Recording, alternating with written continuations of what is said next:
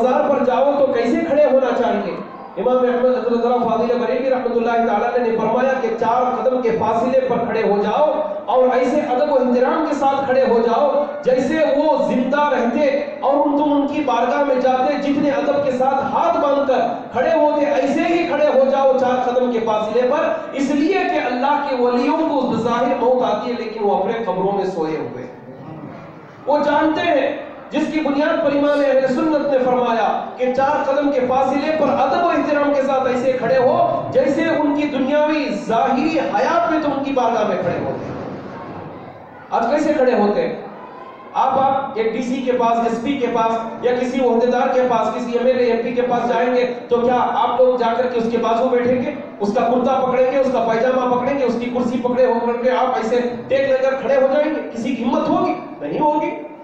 हिम्मत तो होगी लेकिन अदब का लिहाज होता है, एक इज्जत की ताजीम का एक मकाम होता है जिसकी बुनियाद पर क्या करता है इंसान कि जाकर ऐसे खड़े होता है, या तो हाथ बांध कर खड़े होता है या तो डिसिप्लिन के साथ सीधे सीधे खड़ा होता है कि कम से कम उसके मकाम की इज्जत तो हमें देनी चाहिए। ऐसे इंसान खड़ा होता है। तो आप सोचिए कि अगर हमारे सामने कोई अल्लाह का जिंदा वली दुनिया में जाहिर हो जाए तो हम उसके सामने कैसे खड़े होंगे?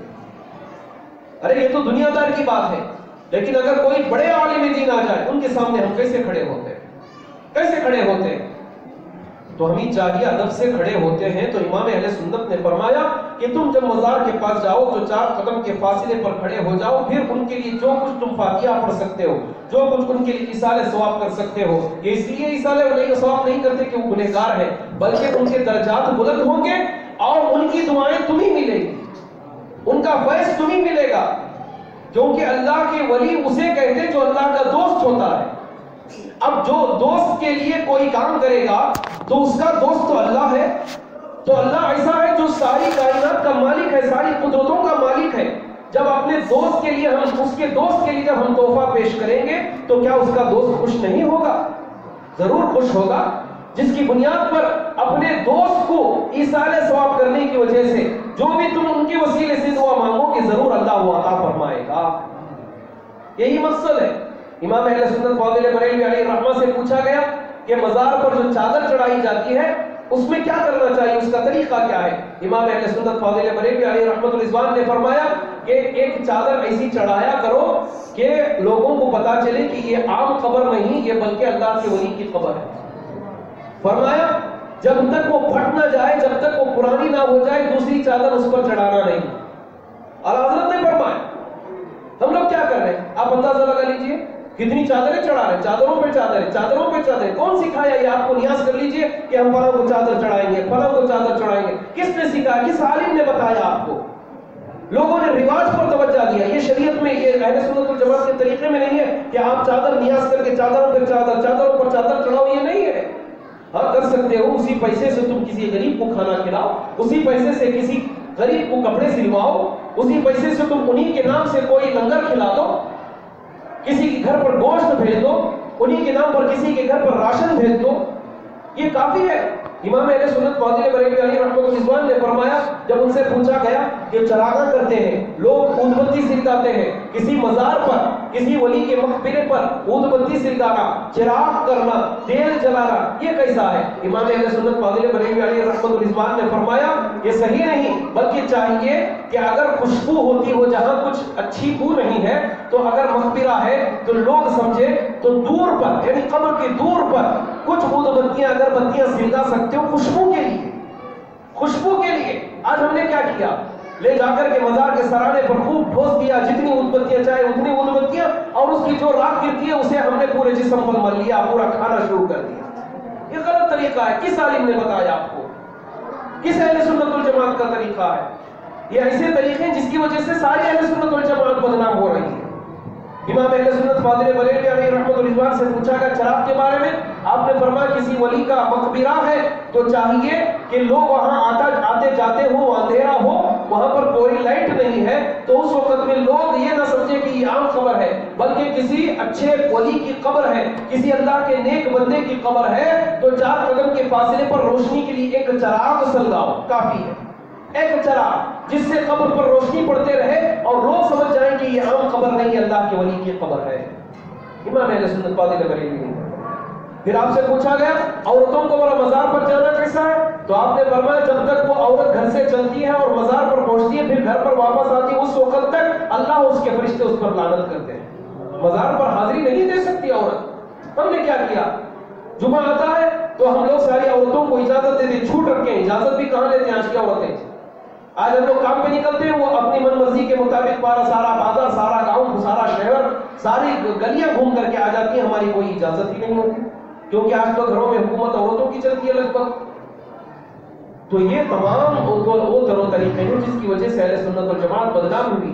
آج ہم خواجہ کی چھٹی مناتے ہیں، آج آپ سوچئے کہ آج ہم چھٹی مناتے ہیں، آج ہم نظر و نیاز کرتے ہیں، یہ سب کرنا چاہیے، مباح چیز ہے، اس سے کوئی پیسہ کم نہیں ہوتا بلکہ برکت ہوتی ہے، لوگوں کو کھلاتے ہیں، یہ عرس ہوتی ہے، خوشی کا موقع ہوتا ہے، تو یہ کھلانا چاہیے، لیکن اس کے ساتھ ساتھ ہم ان کے نام پر فضول کام نہ کریں، فضول پیسہ خرچ نہ کریں، بلکہ ان پیسوں سے ہم، کسی نے سروے کر کے بتایا، کسی عالم دین نے بتایا ہندوستان اور پاکستان میں جتنے مزارات پر چادریں چڑھتی ہیں اگر ان چادروں کو پیسوں کو جمع کر لیا جائے تو مسلمانوں کی اتنی یونیورسٹیاں ہو جائیں گی کہ کسی مسلمان کو کسی غیر مسلم کی یونیورسٹی میں جانا نہیں پڑے گا۔ چادروں کی اتنے پیسے چادروں پر چڑھتی ہیں، مزاروں پر جو چادریں چڑھتی ہیں اتنے پیسے آئے اس کے کہ اگر ان پیسوں کو صحیح استعمال کیا جاتا چادریں نہ چڑھاتے۔ چادر چڑھانا ایسا نہیں، میں نے جیسے کہا کہ ایک چادر چڑھاؤ لیکن جب تک کہ پرانی نہ ہو جائے، جب تک پھٹ نہ جائے، اس چادر کو آپ تبدیل نہیں کر سکتے۔ یہ اہل سنت والجماعت کا عقیدہ، یہ طریقہ ہے امام اہل سنت نے بتایا۔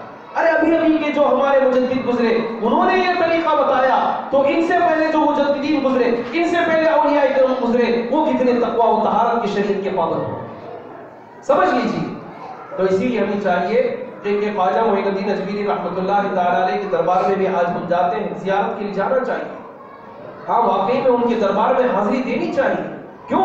اس لیے کہ اگر ہم ان کی حاضری دیں گے، ان کی بارگاہ میں پہنچیں گے تو اللہ تبارک و تعالیٰ ان کے فیض سے ہمیں کچھ نہ کچھ عطا فرمائے گا۔ اگر ہم ایصال ثواب کرتے ہیں، ان کے لیے دیگ چڑھاتے ہیں، ان کے لیے لوگوں کو کھانا تقسیم کرتے ہیں، وہ کہیں ضائع نہیں ہوگا، اس کا منافع ہمیں ملے گا، دنیا میں بھی برکت ہوگی اور آخرت میں بھی اللہ تبارک و تعالیٰ اس کی جزا دے گا کہ کم سے کم یہ دنیا میں میرے ولی سے محبت کرتا تھا، ہو سکتا ہے اسی بہانے سے اللہ معاف بھی فرما دے۔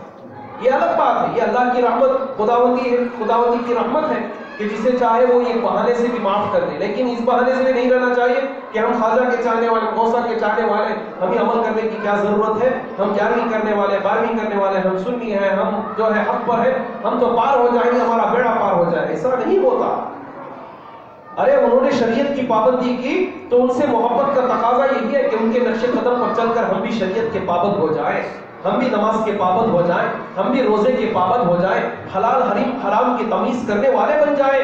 یہی جو ہے محبت کا تقاضا ہے، محبت کا حق ہے، اور نہ منہ زبانی جمع کر سے کچھ نہیں ہوتا، نعرے لگانے سے کچھ نہیں ہوتا، چھٹی اور 11ویں بنانے سے کچھ نہیں ہوتا، بلکہ محبت کا تقاضا تو یہ ہے کہ ان کے نقش قدم پر چل کر جو انہوں نے اپنی زندگی میں ایک نماز بھی قضا ہونے نہیں دی، انہوں نے اپنی زندگی میں ایک روزے قضا نہیں ہونے دیے، انہوں نے بغیر ایک دن ایسا نہیں گزارا جس میں قرآن پاک کی تلاوت نہ کی ہو، انہوں نے ایک لقمہ، ایک دانہ کبھی حرام کا اپنی زبان سے اپنے منہ تک نہیں لگایا۔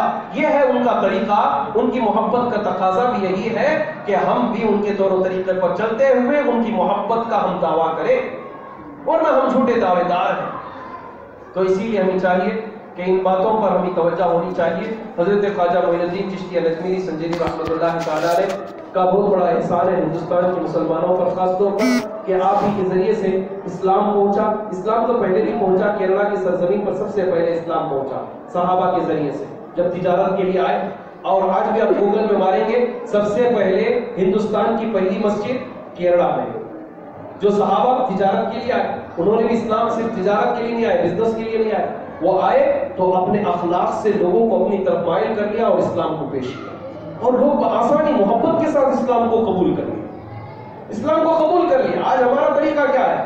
ہم کو تو آج لوگ تھوکتے ہیں، صابرے ہنگے کرو، صابرے ہنگے اور ماڑو دیں گے کر کو، اتنی باتیں، گھٹیا باتیں کرتے ہیں ہمارے درمیان، کبھی کبھی ہمیں بہت تکلیف ہوتی ہے اس سے۔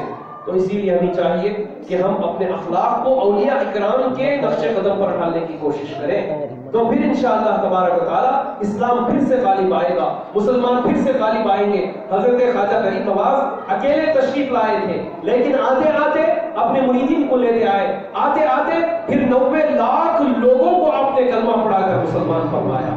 آج ہندوستان میں جو مسلمانوں کا غلبہ ہے وہ حضرت خواجہ غریب نواز رحمۃ اللہ تعالیٰ علیہ کا صدقہ ہے، آپ ہی کی محنتوں کا نتیجہ ہے، آپ ہی کی تبلیغ کا یہ سرمایہ ہے کہ آج مسلمان اتنی گنتی میں، اتنی شمار میں نظر آتے ہیں۔ الحمدللہ یہ حضرت خواجہ غریب نواز رحمۃ اللہ تعالیٰ علیہ کا احسان ہے۔